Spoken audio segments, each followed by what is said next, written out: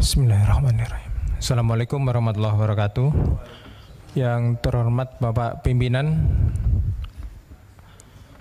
dan para wakil, Pak Menhan, Pak Panglima, beserta seluruh jajaran.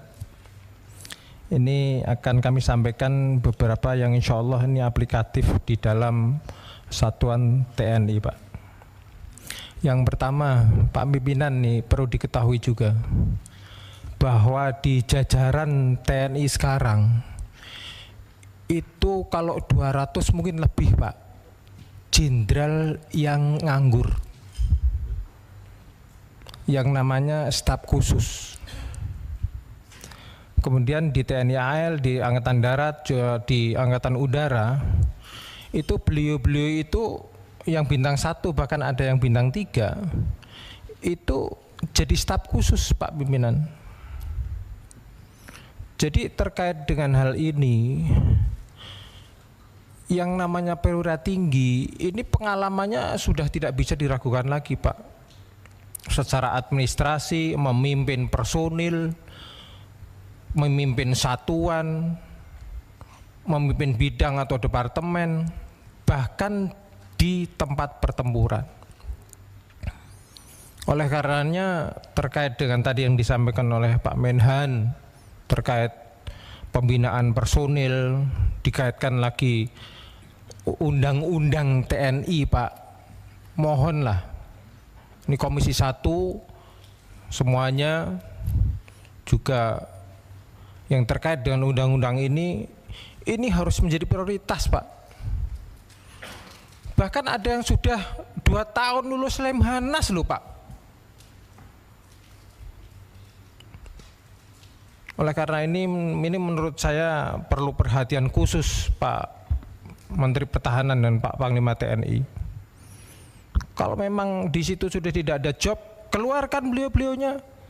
Kementerian Pertahanan masih butuh banyak, kementerian di luar pertahanan juga masih butuh banyak tenaga-tenaga beliau.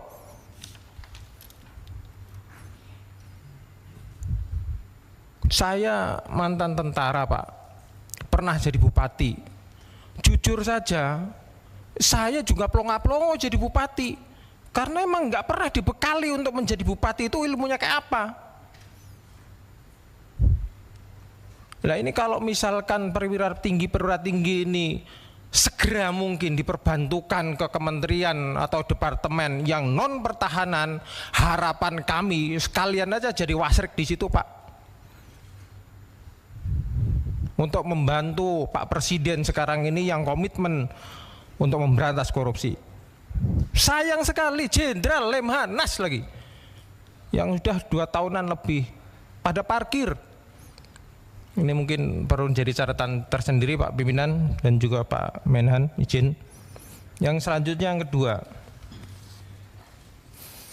saya tertarik tadi yang disampaikan oleh Pak Menhan tentang rencana pembentukan 100 batalion teritori pembangunan, Pak, ya.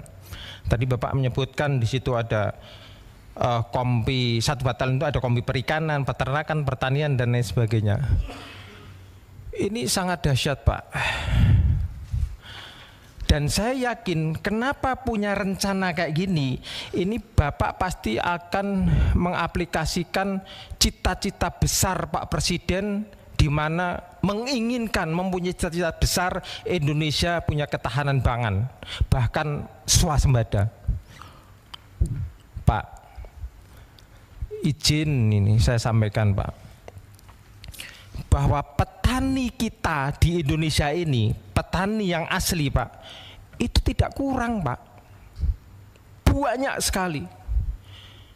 Tapi problem-problem dasar mereka sebagai petani asli yang ada di seluruh Indonesia ini memang sama sekali tidak terbackup dan tidak terbantu oleh pemerintah. Contoh 1, Pak, pupuk sajalah harus berapa ribu kali lagi, berapa juta ribu kali lagi petani itu jerit gara-gara hanya kurang pupuk. Dan ini nggak mungkin kita nggak tahu, itu nggak mungkin. Yang kedua, masalah benih, ketersediaan benih. Yang ketiga, masalah ketersediaan pestisida pestisida atau obat-obatan untuk pertanian. Yang keempat, masalah penyuluh pertanian. Satu orang penyuluh pertanian ini Pak, itu bisa mengcover 3 kecamatan. Lah bisa kerja dari mana? Yang paling sadis lagi ini Pak, pada saat mereka panen malah impor datang. Saran aja Pak, yang 100 batalion ini mbok di link up-kan saja Pak untuk jadi penyuluh pertanian yang langsung terjun, bareng sama petani. Bukan saya tidak setuju masalah pembukaan lahan baru Pak, bukan. Tapi saya informasikan kepada Bapak bahwa berapa banyak kepala daerah di seluruh Indonesia ini yang menghantam saja AMDAL yang harusnya daerah hijau babat jadi perumahan. Berapa banyak? Ini harusnya tanggung jawab pemerintah juga. Tapi karena punya kewenangan yang begitu dahsyat si kepala daerah ini, akhirnya udah 14. Dan ini semakin lama pasti lahan pertanian akan habis Pak. Mohon untuk dipertimbangkan Pak usulan kami itu, sehingga keterlibatan 100 batalion teritorial pembangunan ini betul-betul bisa manfaat luar biasa Pak. Karena saya sendiri tidak menginginkan untuk gagal. Yang ketiga Pak, saya tertarik tadi yang Bapak sampaikan bahwa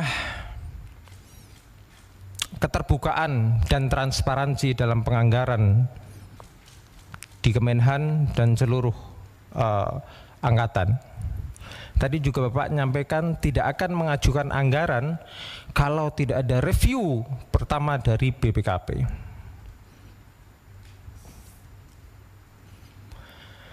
Pak, di satuan-satuan bawah unit organisasi, apakah di Kasal, apakah di darat atau di Angkatan Udara, masih banyak Pak peralatan-peralatan yang dongkrok karena kekurangan alat atau tidak bisa merawat. Apakah sudah pernah diadakan pendataan ulang terhadap peralatan-peralatan yang memang melekat dan memang sudah ada itu untuk dimaksimalkan penggunaannya Pak? Sayang sekali kalau misalkan ada anggaran baru untuk beli tapi alat yang sudah ada sendiri yang harusnya bisa dipakai itu malah nggak kepake. Atau bahkan misalkan ada 10 heli yang ada senjatanya cuma 3, yang lainnya belum ada. Kami mohon Pak, mumpung ini masih tahun pertama Pak Presiden juga menjabat, untuk 5 tahun ke depan agar betul-betul diteliti ke masing-masing unit organisasi di bawah Bapak, sehingga peralatan tempur yang ada ini betul-betul nyata bisa terpakai. Jangan sampai yang sudah ada, yang sudah kebeli, ada yang tidak bisa kepakai atau tidak maksimal, malah beli yang baru. Kami sangat mendukung untuk keterbukaan atau transparansi dalam bidang anggaran, Pak.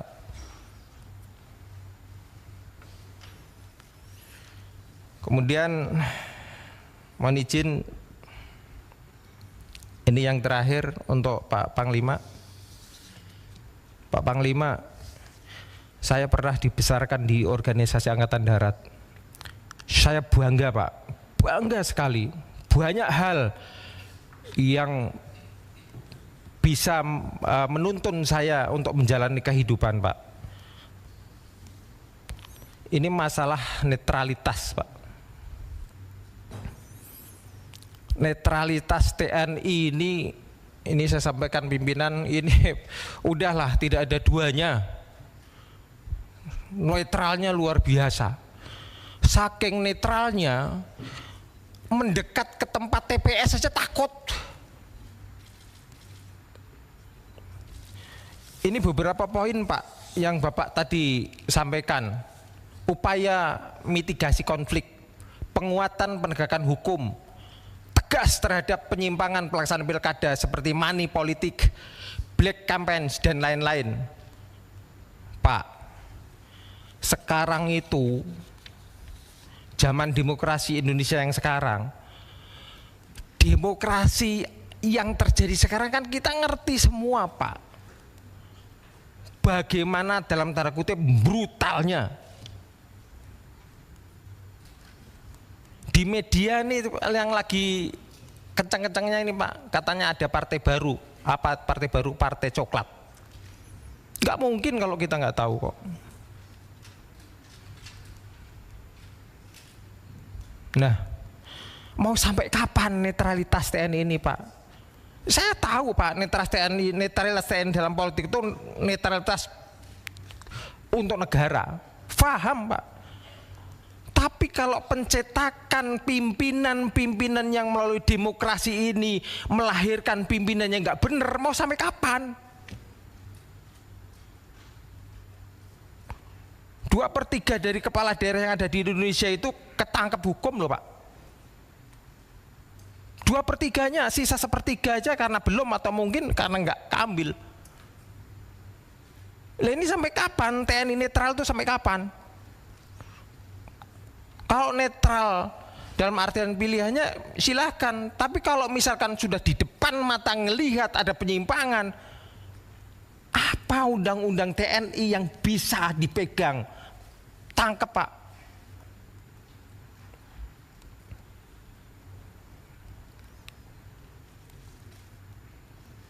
Negara ini kebetulan aja Pak sekarang ini bahwa seluruh pimpinan yang ada harus keluar dari permainan politik Pak. Harus keluar dari permainan politik. Karena emang kayak gini.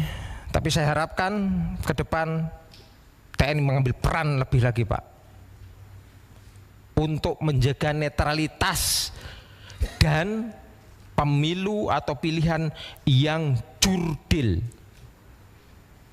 Terima kasih Pak. Terima kasih pimpinan.